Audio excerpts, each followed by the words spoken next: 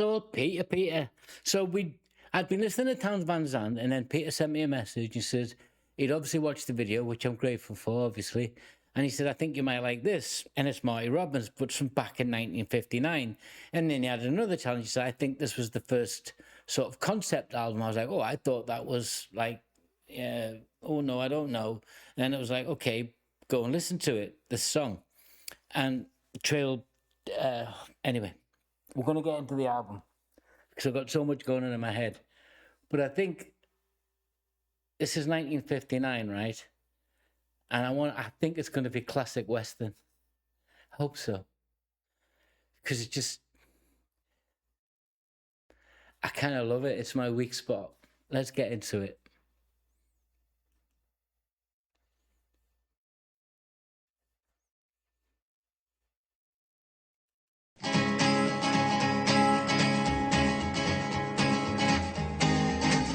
To the town of Alfreel rode a stranger one fine day. Hardly spoke to folks around him, didn't have too much to say. No one dared to ask his business, no one dared to make a slip. The stranger there among them had a big iron on his hip, big iron on his hip. It was early in the morning when he rode into the town. He came riding from the south side, slowly looking all around. He's an outlaw, loose and running, came the whisper from each lip. And he's here to do some business with a big iron on his hip. Oh. Big iron on his hip. Oh, yeah. In this town there lived an outlaw by the name of Texas Red. Many men had tried to take him, and that many men were dead. He was vicious and a killer, though a youth of 24, and the notches on his pistol numbered 1 in 19 more. 1 in 19 more. Oh, I'm there. I'm there so much. And I just picked this video at random because it had good sound. And the gentleman's channel is Ian Anderson. So yeah, please go and show him some love if you're a Marty Robbins fan. What do I know about Marty Robbins? 1925 born. 500 songs, 60 albums. Western Music, Academy. And guys, you got to remember, and I've been honest about this, I love the genre of the Western. And I was fascinated from the age of 11 and 12 and grew up with those movies. I know they're not a true representation, but it's the spirit. And it's this song, it's got that spirit. It's the town. And I guess the one bad guy is the town's bad guy. But there's another bad guy coming to shoot him, and they're going to have a shootout. And he's got the big iron on his hip, the other bad guy. But there's going to be a moral to the story. And I just love can you hear the ding, ticka ding, ticka ding, ticka ding, ticka ding. It's beautiful because that rhythm keeps that song going. And his voice is lovely. I know he served in the Navy in the Second World War and he had a love for Hawaiian music.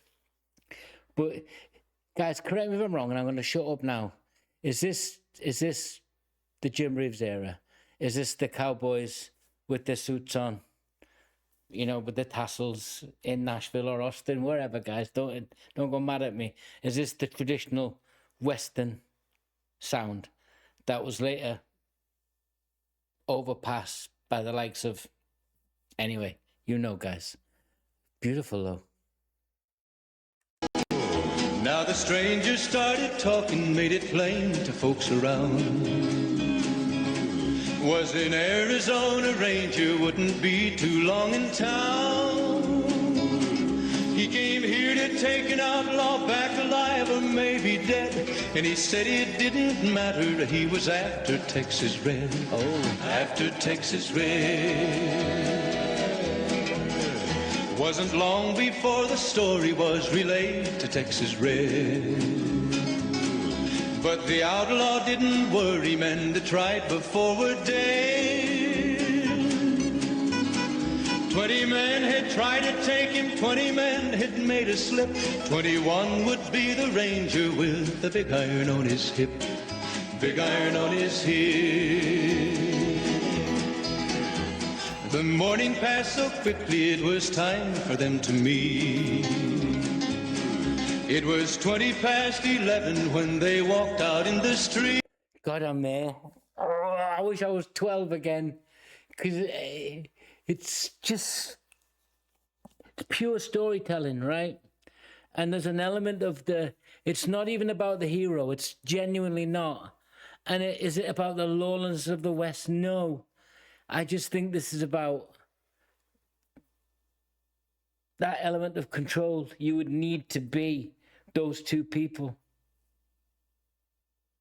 It wasn't just running around the streets trying to mow each other down with a submachine gun, like, you know. These are two guys who said, okay, we're the dudes. Let's find out. And then as a 12-year-old boy, and even as a grown man now, some 50 years later, I still want to roll that cigarello, and I still want to have the hat on, and I still want to be that cowboy in my own imagination, to have that freedom to wander those plains in my mind. And I've been around the world, guys. I've been to places. But this is just so, it's almost pure, if that makes sense. Let me know. Folks were watching from the windows, everybody held their breath. They knew this handsome ranger was about to meet his death. No, he wasn't. About to meet his death. There was 40 feet between them when they stopped to make their play. And the swiftness of the ranger is still talked about today. Texas red not cleared leather for a bullet fairly ripped, and the ranger's aim was deadly with the big iron on his hip. Big iron on his hip. It was over in a moment and the folks had gathered round. There before them lay the body of the outlaw on the ground. Oh, he might have went on living, but he made one fatal slip when he tried to match the ranger with the big iron on his hip. Big iron on his hip. I got it wrong. It was the ranger. And I'd read that Marty Robbins had written this song based on the Texas Ranger, because that's what his granddad had told him he was, his great-grandfather. This is a song about pure discipline. This is the discipline of the West being reshaped. To be, the outlaw element was being put, not down, but put away. You couldn't just be an outlaw without being challenged. And the amount of control the ranger had, and that's what was coming into the West. Guys, I'm probably way off the mark, but that's what it feels like. And I love this. I love it for its musicality. There's some beautiful going on. There's some beautiful guitar playing going on in the background. I love it for the pure arc of the story. Beautiful songwriting.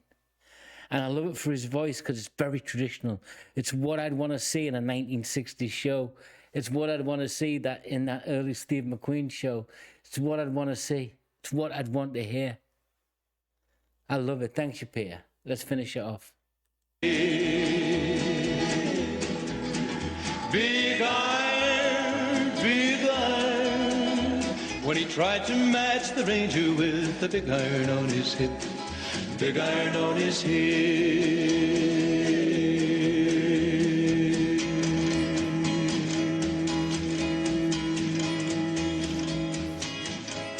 Listen to that speed of that guitar.